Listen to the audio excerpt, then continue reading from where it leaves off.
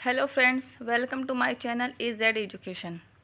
Friends, आज हम बहुत ही इंटरेस्टिंग टॉपिक और बहुत इंपॉर्टेंट टॉपिक के बारे में पढ़ने जा रहे हैं, जिसका नाम है Karl Marx. Marxism. Karl Marx की क्या विचारधारा रही है उसके बारे में पढ़ेंगे। फ्रेंड्स, ये बहुत ही इंटरेस्टिंग टॉपिक है और बीए, आप अगर बीए कर रहे हो या मास्टर डिग्री में कर रहे हो आप, तो उसमें शायद ही कोई बुक ऐसी होगी जिसमें कार्ल मार्क्स की जो विचारधारा है उसका वर्णन ना हो, उसका जिक्र ना हो। तो चलिए फ्रेंड्स, स्टार्ट करते हैं। तो कार्ल मार्क्स का जो जन्म है वो 1818 में हुआ था, जर्मनी में हुआ था, और इनकी मृत्यु 1883 में हुई थी, 1883 में। इनकी बुक का नाम है द कम्युनिस्ट, जो 1848 में रिलीज़ हुई थी। सेकंड बुक है द दास कैपिटल, जो 1867 में आई थी। और इनके जो सपोर्टर हैं, जिन्होंने इनकी विचारधारा का साथ दिया, यानी इनकी विचारधारा भी उनकी ही विचारधारा है, वो हैं फ्रेडरिक एंगल्स। पहले जो इनके दोस्त थे, कार्ल मार्क्स के ये दोस्त भी थे। 1820 में इनका जन्म हुआ था। सेकंड है स्टॉलिन और लेनिन। ये ऐसे हैं दार्शनिक हैं ये, जो इनके सपोर्टर हैं। अब सवाल ये है कि इनकी जो विचारधारा है वो क्यों उत्पन्न हुई, उसकी वजह क्या थी। उसकी वजह थी औद्योगिक क्रांति। जो देश में औद्योगिक क्रांति आई, जिसकी वजह से एक बहुत ही बड़ा बदलाव देश के अंदर आया, और अचानक से जो एक अर्थव्यवस्था थी वो बदल गई। जो समाज था वो दो वर्ग में विभाजित हो गया, पूंजीवाद और श्रमिक वर्ग, इसमें विभाजित हो गया औद्योगिक क्रांति के आने की वजह से। और सेकंड रीज़न था उदारवाद के खिलाफ। उदारवाद के खिलाफ इनकी विचारधारा आई, क्योंकि उदारवाद जो है, जहाँ तक वो पूंजीवाद को सपोर्ट करता है, तब वहीं इन्होंने पूंजीवाद का पूरी तरीके से खंडन किया था। तो और इनकी विचारधारा क्या थी, समाजवाद या साम्यवाद की स्थापना इन्होंने की थी। ये इनकी विचारधारा है। साम्यवाद और समाजवाद में थोड़ा सा फ़र्क है फ्रेंड, जो मैं आपको आगे बताऊंगी। अब क्वेश्चन ये है कि साम्यवाद या समाजवाद आने की विचारधारा जो उत्पन्न है, उसके पीछे जो मेन रीज़न क्या थे। पहला रीज़न ये था, पूंजीपतियों का जो दबदबा था वो बढ़ता चला गया। पूंजीपति, जैसे कि जब औद्योगिक क्रांति आई, तो जिन लोगों के पास पैसा था उन्होंने बाज़ार में अपना पैसा लगा दिया, बिज़नेस में पैसा लगा दिया, वो लोग पूंजीपति बन गए, बिजनेसमैन बन गए। तो वहीं जिन लोगों के पास पैसा नहीं था, उनको मजबूरन पूंजीपतियों के पास जाके नौकरी करनी पड़ी, वो श्रमिक वर्ग हो गया। और फिर जब पूंजीपतियों के पास श्रमिक वर्ग नौकरी करता था, तो वो उनको एक बहुत छोटा सा अमाउंट, उनकी मेहनत, उनके श्रम देते थे, और बाकी बचावा जो वो सामान बेचते थे या अपनी कोई चीज़ बेचते थे, वस्तु बेचते थे, वो सारा जो बचा हुआ था वो अपने पास रखते थे। तो इस तरीके से क्या हुआ, और उसके अलावा जो उनका जो श्रम है वो कभी कभी उनको नहीं देते थे या उनके साथ जुल्म करते थे। तो इस तरीके से क्या हुआ, जो पूंजीपतियों का जो शोष वो था, दबदबा, वो बढ़ता चला गया, और मजदूर पर शोषण होता चला गया, श्रमिक वर्गों पर शोषण होता चला गया, और पूंजीपतियों का दबदबा बढ़ता चला गया। एक ऊंची कास्ट हो गई, एक नीची कास्ट बन गई। समाज दो वर्गों में विभाजित हो गया, पूंजीपति और श्रमिक वर्ग। और ये फ़र्क इतना ज़्यादा हो गया था कि समाज सिर्फ दो ही वर्गों में विभाजित हो गया था। एक तरफ पूंजीवाद था, एक तरफ श्रमिक वर्ग था, और पूंजीपतियों का श्रमिक वर्ग पे बहुत अत्याचार, बहुत जुल्म, बहुत शोषण बढ़ता ही जा रहा था, जिसके खिलाफ कार्ल मार्क्स ने आवाज़ उठाई। एक नई विचारधारा का जन्म हुआ। श्रमिकों के अलगाव की भावना।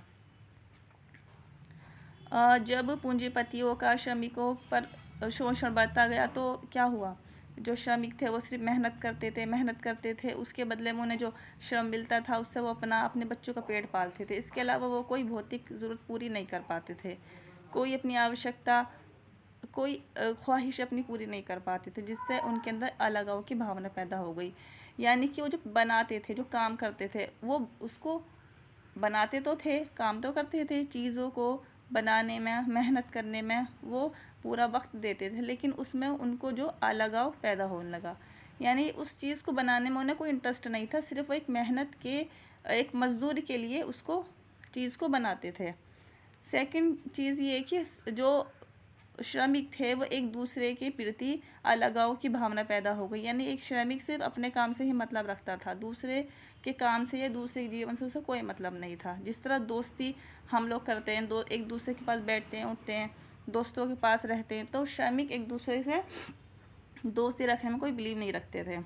प्रकृति, जैसे प्रकृति में इंटरेस्टेड होते हैं, घूमने फिरने, इधर उधर जाने आने में, और प्रकृति से जुड़ी जितनी भी चीज़ें हैं, तो इस तरीके से श्रमिकों को एक तरीके से अलगाव की भावना पैदा होगी, चाहे वो उत्पादन हो, सहकर्मी हो, प्रकृति हो, या अपने आप से ही क्यों ना हो। वो अपने आप से भी कोई अपने ऊपर कोई खासा ध्यान नहीं देते थे। तो इस तरीके जो श्रमिक वर्ग थे वो एक तरीके से पूरी अलगाव की भावना में जी रहे थे, उन्हें हर चीज़ से इंटरेस्ट ख़त्म हो गया था। तो वहीं पूंजीपतियों का जो जीवन स्तर था वो दिन पे दिन बढ़ता गया। उनका जीवन स्तर बेहतर से बेहतर होता गया और श्रमिकों का जीवन खराब से खराब होता चला गया। फ्रेंड्स, कार्ल मार्क्स ने जो स्टडी की थी वो ये समझिए कि जो मानव समाज का जो स्टार्टिंग है, जो मानव समाज की जो स्टार्टिंग है, वहाँ से लेके आदिम व्यवस्था से लेके उन्होंने प्रेजेंट तक पूरी स्टडी की थी आदिम समाज की। इसलिए उनको एक क्रांतिकारी दार्शनिक कहा जाता है। और पूंजीपतियों का हर जगह दबदबा था, भूमि हो, मशीन हो, कच्चा माल हो, औजार हो, ये चीज़ शुरू से ही होती आ रही है। यानी कार्ल मार्क्स ने देखा कि समाज जो है वो शुरू से ही दो वर्गों में बटा हुआ है, चाहे वो आदिम व्यवस्था हो, दासता युग हो, या फिर सामंती समाज हो। सामंती समाज में क्या होता था, एक ज़मींदार होता था और एक किसान होता था, यानी उसमें भी एक अमीर होता था और एक गरीब होता था। तो वही पूंजीवादी समाज हो, पूंजीवाद में एक पूंजीवादी होता था और एक मजदूर वर्ग होता था। तो समाज जो है शुरू से ही दो वर्गों में बटा हुआ है। जब से ये दुनिया का जो समाज है, ये समाज शुरू हुआ है, ये दुनिया शुरू हुई, तभी से क्या है, ये समाज दो वर्गों में बटा हुआ है। एक तरफ अमीर वर्ग होता है तो एक तरफ गरीब वर्ग होता है, जिसके खिलाफ कार्ल मार्क्स ने आवाज़ उठाई है और विचारधारा दी है, एक नहीं। ये बहुत इम्पोर्टेंट है, सिद्धांत है ये कार्ल मार्क्स का अतिरिक्त मूल्य का सिद्धांत। ये मैंने अभी आपको पहले भी बताया था। इसमें क्या होता है, पूंजीपतियों द्वारा बिना श्रम के कमाया गया धन अतिरिक्त मूल्य कहलाता है। यानी कि जैसे कि मजदूरों ने कोई चीज़ बनाई है, कोई वस्तु बनाई है, उसका पूंजीपतियों ने उसके 2 रुपये मजदूर को दे दिए। आगे चल के वो चीज़ जो 2 रुपये उन्होंने दिए थे पूंजीपतियों ने एक मज़दूर को, उन्होंने उस चीज़ को 10 रुपये में बेच दी। यानी पूंजीपति को यहाँ कितने का मुनाफा हुआ, पूरे 8 रुपये का मुनाफा हुआ, सिर्फ 2 रुपये उन्होंने श्रमिक वर्ग को दिया। तो इसको ही अतिरिक्त मूल्य कहा गया। यानी कि इसमें कार्ल मार्क्स ये कहते हैं कि जो अतिरिक्त मूल्य है एक बहुत मोटा मूल्य है ये, जो कि पूंजीपतियों का इस पर पूरा हक नहीं है। इसमें कुछ % उन्हें मज़दूरों को भी देना चाहिए, क्योंकि उस चीज़ को बनाने में तो सारी मेहनत मज़दूरों ने की है और फ़ायदा कौन उठा रहा है, पूंजीपति उठा रहा है। तो उसमें थोड़ा बहुत जो कुछ % है वो श्रमिकों को देना चाहिए और या उनका श्रम को बढ़ाना चाहिए। किसी वस्तु का मूल्य उस पर खर्च किए गए श्रम के आधार पर होना चाहिए, ये कहा है कार्ल मार्क्स ने। कि वस्तु का मूल्य ये नहीं है कि आप किसी भी कीमत पर आप उसको बेच दो। आपने 2 रुपये मजदूर को दिए, 5 दिए, तो आप उसे 50 में बेच दो, ये नहीं है। उसके जो श्रम है उसके आधार पर होना चाहिए उसका मूल्य। कार्ल मार्क्स कहते हैं कि पूंजीवाद के कारण ही साम्राज्यवाद या उपनिवेशवाद का उत्पन्न हुआ है। साम्राज्यवाद या उपनिवेशवाद का जो उदय हुआ है वो पूंजीवाद के कारण ही हुआ है। जो पूंजीपतियों ने विदेशों में जाके जो अपना बाजार स्थापित किया है, वहाँ के लोगों को मजदूर बनाया है, उन पर शासन किया है, उसी वजह से जो ये उपनिवेशवाद या साम्राज्यवाद का उदय हुआ है, जिसकी वजह से लोग गुलामी की ज़िंदगी जी रहे हैं। तो वहीं आगे वो सर्वहारा क्रांति की बात करते हैं। ये महत्वपूर्ण सिद्धांत है ये कार्ल मार्क्स का, सर्वहारा क्रांति। इसका मतलब ये है कि सर्वहारा का मतलब है हारे हुए लोग, यानी श्रमिक वर्ग, वो लोग जो पूंजीपतियों से हार गए हैं, उनको सर्वहारा कहा गया है। कार्ल मार्क्स का कहना है कि श्रमिक वर्ग जब क्रांति करेगा, जब उनके खिलाफ खड़ा होगा, पूंजीपतियों के खिलाफ, तो समाज की जो सभी प्रोडक्ट हैं, जैसे कि मशीनरी हुई, भूमि, कच्चा माल, औजार, ये सब इन सब पर श्रमिक वर्ग का कब्जा हो जाएगा और जो पूंजीपतियों का जो कब्जा है इन पर वो हट जाएगा। और ये सब जो मूल्यवान जो चीज़ें हैं सरकार की, एक किसी राज्य की, तो इन पर किसका कब्जा हो जाएगा? श्रमिक वर्ग का हो जाएगा। और जब श्रमिक वर्ग का इन का कब्जा इन पे हो जाएगा, मशीनरी या भूमि पे या कच्चा माल या औजार पे हो जाएगा, तो फिर किसकी सरकार स्थापित हो जाएगी? मजदूर वर्ग की हो जाएगी। मजदूर वर्ग के हाथ में शासन आ जाएगा और जो पूंजीपति वर्ग है जो है वो नीचे आ जाएगा और श्रमिक वर्ग ऊपर आ जाएगा। और उसके बाद क्या होगा? समाज में इक्वलिटी पैदा हो जाएगी, समानता पैदा हो जाएगी। और जो राज्य है उसके बाद यहाँ तक राज्य की बात करते हैं कार्ल मार्क्स के, एक राज्य के अंदर इस तरह के सब होना चाहिए। बाद में बात करते हैं जब सर्वहारा क्रांति हो जाएगी, श्रमिक वर्ग क्रांति करेंगे और जब श्रमिक वर्ग के हाथ में सब कुछ आ जाएगा, उनके अंडर में सारा सब कुछ, जितनी भी पावर है उनके हाथ में आ जाएगी, सरकार उनकी हो जाएगी। उसके बाद क्या हो जाएगा? सब इक्वल हो जाएंगे, इक्वलिटी आ जाएगी, समानता आ जाएगी, किसी के साथ भेदभाव नहीं होगा, ऊंच नीच नहीं होगी। फिर उसके बाद क्या कहते हैं कार्ल मार्क्स कि राज्य को ख़त्म कर देना चाहिए, क्योंकि राज्य का अब कोई काम नहीं रह गया। अब राज्य का कोई, क्योंकि राज्य क्या करता है? भेदभाव करता है। एक अमीर और गरीब का जो क्लास है, जो वर्ग है, इसको पैदा करने का काम जो क्या करता है?